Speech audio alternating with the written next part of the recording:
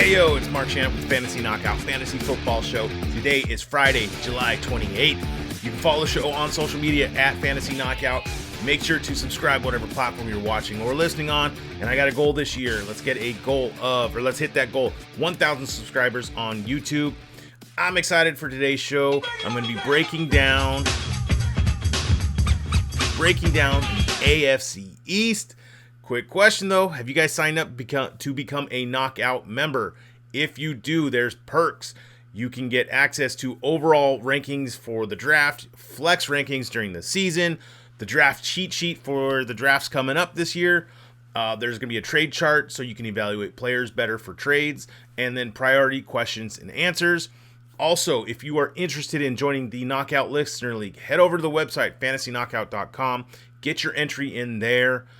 Let's catch up on the latest NFL news. Good evening, ladies and gentlemen. Here is the news. News with views. Oh man, there's a lot of news today. Wide receiver Kadarius Toney from the Kansas City Chiefs. He underwent surgery on his knee. He tweaked his knee in a punt drill, I believe last Sunday. The procedure was meant to clean up some cartilage. That's a quote. So his week 1 status is likely in question. He's a no-go in drafts this year. We can visit his status maybe later in the year, probably a pickup during the season. Wide receiver Rashee Rice from Kansas City. He's leading all receivers in first-team reps. This makes sense with Toney not there. So this is good news. Need some more during camp. This is good hype, building into it. He's a target, or he's on my radar now. Maybe he's a end of the draft kind of guy. Take a shot, see what happens week 1, week 2, and then drop him if nothing happens. But nice pickup or nice addition to the end of your drafts. Wide receiver Amari Cooper from Cleveland. He left practice early on Sunday with a minor tweak. They say it's not related to his offseason core muscle surgery, but they didn't really disclose what tweak meant. So we'll look into that later on. Running back Javonte Williams out of Denver. He has been cleared for contact, but is unsure if he will play in the preseason. Hey, this is great news. I was going to assume that he was going to be on the active PUP list to start training camp. I thought he might even be a candidate for the PUP list in the season. So that's awesome. Again, we'll monitor this, and I'll let you guys know later on. Running back Nyheim Hines out of Buffalo. He suffered a significant knee injury. This is bummer. I like Nyheim Hines.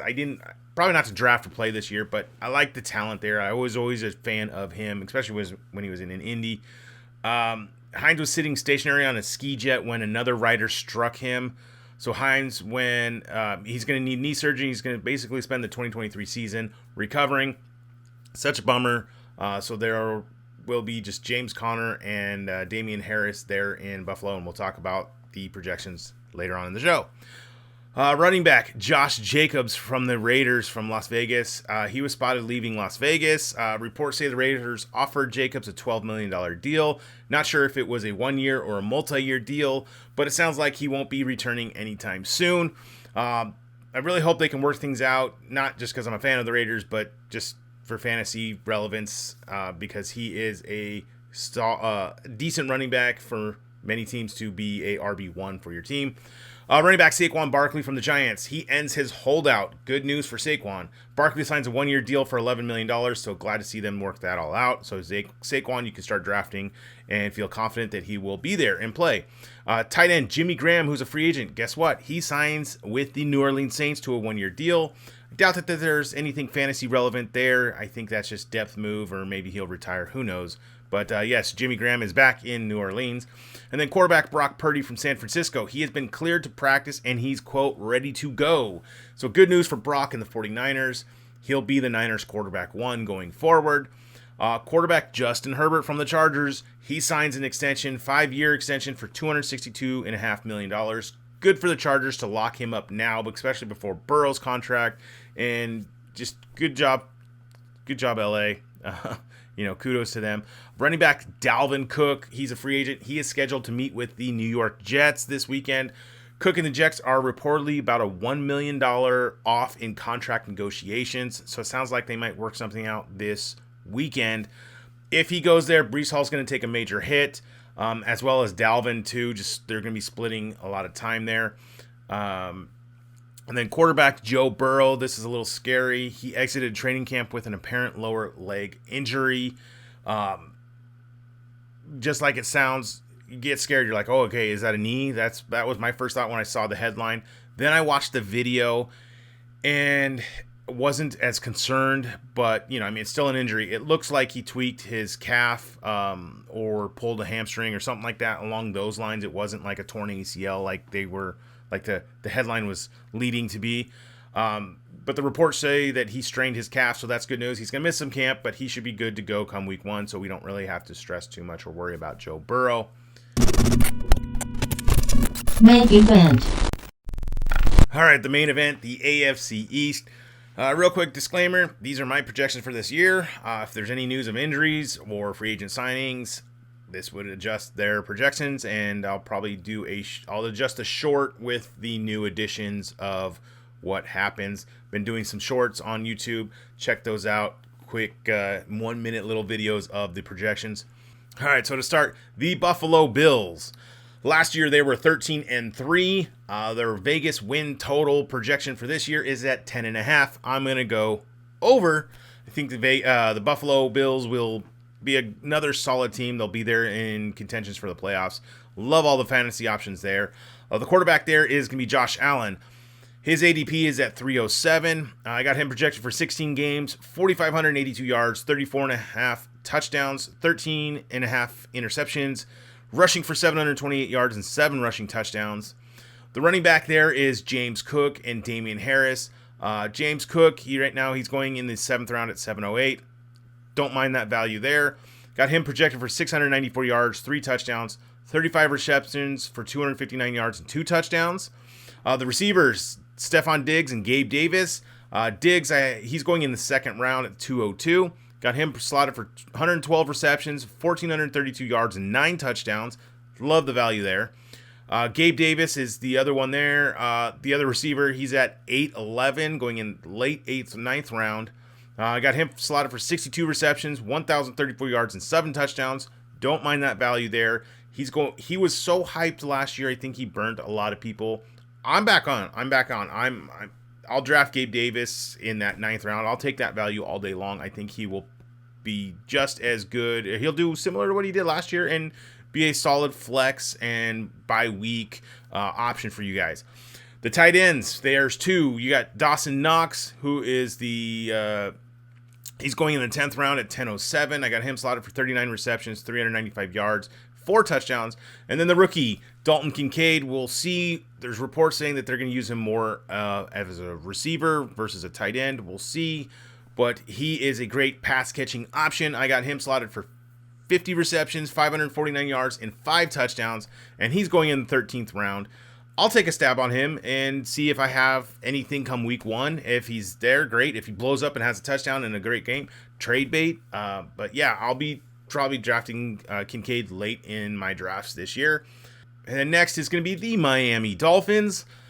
So last year they were 9-8. The win total this year projection for Vegas is at 9.5. That's tough. That's right on. I'll say over because I like Miami. I think they will have a good year this year as well. The quarterback there is Tua Tagovailoa. He's going in the 8th round at 806. I have him projected for 4,003 yards, 28.5 touchdowns, 10.9 interceptions, rushing for 99 yards and 1 rushing touchdown. Not a lot of rushing for Tua. We know why. But he's going to learn how to take hits and not run as much. But explosive offense. Running backs there right now is Jeff Wilson, who's going undrafted. Have him slotted for 733 yards, 5 touchdowns, 23 receptions for 192 receiving yards and 1 receiving touchdown. Devin Achane is the rookie there. He's going at 12-10. I have him projected for 376 yards, 2 touchdowns, 30 receptions for 219 yards and 2 touchdowns. I love the talent of Achane this year. I just don't know. I mean, I'll have him on several of my teams, but I don't know if he'll be a weekly starter for you. I don't know if he'll even turn into that. He's going to be one of those just gimmicky players. He'll have, probably, I don't know, half a dozen to 6 to 10 carries or touches a game. I just don't know if that'll be enough week in and week out to be fantasy relevant, but he will always have that ability to take one to the house, take a screen pass or break a run and break a 40, 50, 60-yard touchdown. So I love the talent. It's just a crowded backfield. So until one of those other running backs maybe has an injury like Mostert or Wilson, A-Chain is, he's just there. But I love the talent of A-Chain. Mostert, he's going at 905.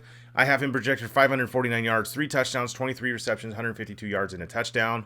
The receivers there is Tyreek Hill and Jalen Waddle. Tyreek Hill, he's going in the first round at 112.